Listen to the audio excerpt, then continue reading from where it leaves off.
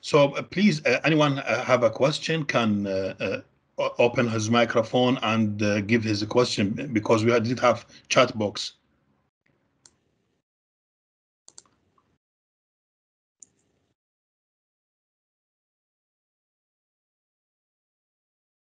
No questions? Or you cannot unmute yourself? Or Dr. Haider, if you start any question for the presenters. Okay, so I have a question to Dr. Sadiq Khalil. Yes. So, Doctor, so since we don't have any clear regulation or guidance overlapping between the responsibilities, so how can we address this problem? So we don't have, we have only the, let me see, just the guidance, and we don't have the roadmap. So how can we address this problem? If you hear me. Yeah, thank you very much for this question. Actually, as I stated before, this is the weakness of what happened on the ground. And as I'm working at the Prime Minister office, now the government looking to protect Iraqi heritage, I can state that. And there is a great opportunity to start, but we still, because we first of all, we should, this sharing responsibilities, we should solve this problem before going to the ground level, because without a clear implementation system, without a clear legislation system, we can't start. Actually, the best thing on this story now, the Prime Minister is very, very, very interesting to culture heritage, and he support Iraqi heritage and to protect that, because I can't say that before the previous governments don't care about heritage. It is not the priority. And yeah, the answer, should the key players work and listen, speak to each other in order to start to solve these problems. Without I can't state that we can't do anything on the ground, and we still lose lots and lots and lots sites. Yeah, thank you. Okay, thank you so much. I have a question for you, Dr. Sadiq, because you mentioned now the government to try to work more on adopting a new scheme, maybe to protecting heritage around Iraq. So Yes. I was wondering if the government now thinking more about the demolishing of cultural heritage, specifically in the conflicted area, and whether or not this might infect the humanitarian heritage, the intangible heritage of these places. Does this maybe change the demographic of these places, maybe displacement of specific community because of this conflict around the cultural heritage sites? Yeah, of course, both the tangible and intangible heritage is very important to protect and to keep. But honestly, there is a big challenge facing the government. For example, if we talk about the Mosul, and because it's demolished, but I think, and I can state that now, yesterday we had a meeting with the Minister of Culture. We should work together in order to protect our identity. Mm-hmm. Yeah, thank you. Yes. Thank you, Dr. Ola. Any question? Anyone? I said again, anyone can unmute himself and ask. We have a lot of guests here. I know that many of them are specialists in heritage topics. So anyone, if he has any question to any of the speakers, can unmute himself and ask the question.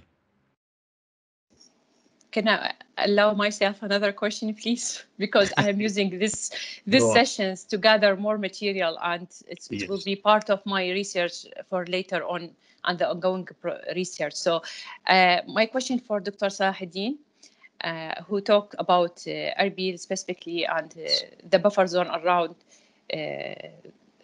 Erbil Castle, the Citadel, and I was wondering, in your opinion, if you can hear me? Is it... Yeah. Go ahead. Yeah, okay. In your opinion, do you consider what have been done so far through the research and program through the Kurdistan government enough to understand the humanitarian heritage by the people, by the community? Yeah, I think, yes, still we have a lag between the people and the government. We have this lack of this connection between these two parts. Because, in the cultural heritage cannot be done through the governments only. Yeah. We should make awareness for the users or the people living in these areas. This is the first part. The second part, yes, we have very, very clear, let me say, strategies, but the application of such strategies failed in some spaces.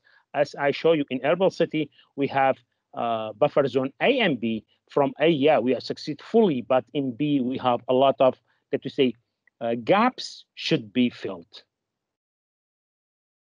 But I think still your example of preserving the citadel and the main core of Erbil Traditional Center, it's worth to be addressed widely around Iraq. It could be like a good example to follow later on, because the way that they work with the UNESCO, they have follow specific rules, regulation, and adopted it well in rehabilitation, the building, but also the community.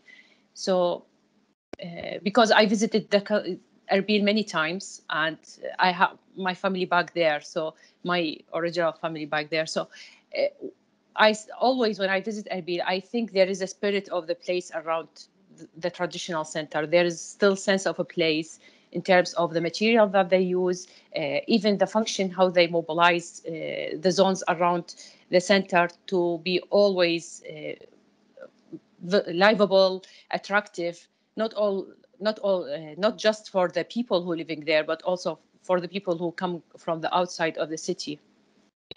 Fully agree with you. Since we have regulation, this is one of the very good steps to start. In Erbil, maybe in other, I don't know, governors, we have or we don't, I don't know. But in Erbil, at least we have regulation.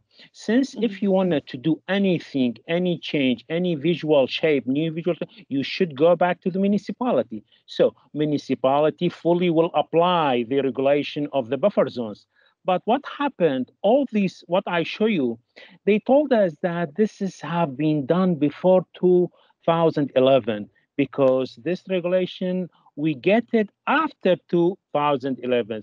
So once I'm speaking with the decision makers, they're saying if anyone from these old buildings or these, let's say, buildings on these streets or corridors, if they came to renew or change or do any modification, we will apply the full buffer zone regulation on them.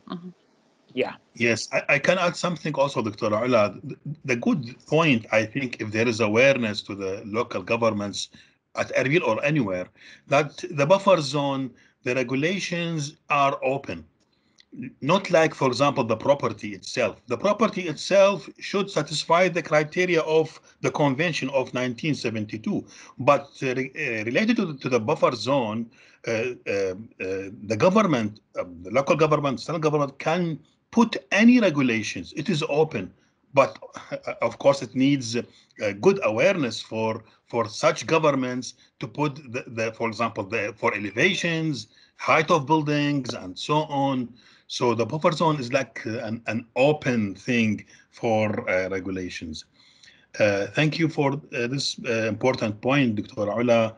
And I think we have Yeah, I have a question now for Dr. Mohammed Mehdi, because he's working as director of research center in the mayoralty of Baghdad. So let me call him and let's see if he's still with us or not. Okay, Dr. Mohammed, if you hear me, my question is, because you are working in a very important, if you please mute the computer.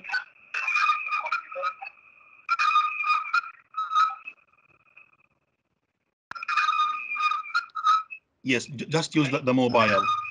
Yes, because there is echo in the sound.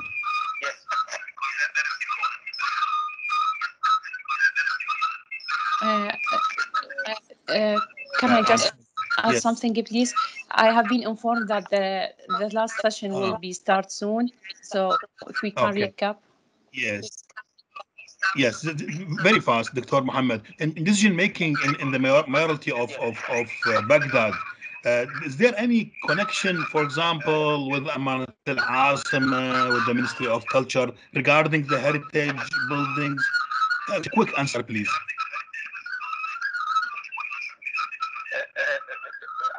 I did not hear you. Yes. Can you repeat it? Yes, my question, Dr. Mohammed, is related to the decision making in the mayoralty of Baghdad, because you are working in research center in the mayoralty of department. Yes, right? Yes. Yeah, and your position is very important, and for example, do research and studies and so on. So, related to infrastructure projects, is there any awareness, for example, or any connection or coordination with Amanat al-Asima, with other parties like Ministry of, for example, Culture and so on, regarding the heritage buildings, the heritage things? Yes. Yes, of course. We always working with Ministry of Culture. This is according to the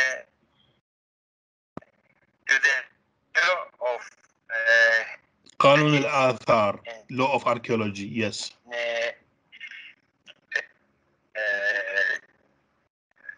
2002.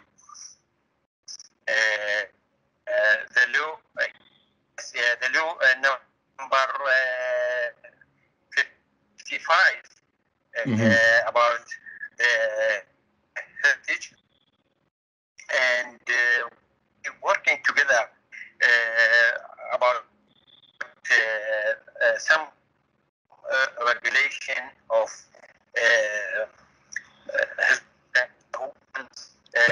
coordinate or the system of coordinate between all institutions dealing with the historic center or heritage area. Yes. Baghdad or in other governorates. Yes, thank you very much, Dr. Mohammed. Thank you very much.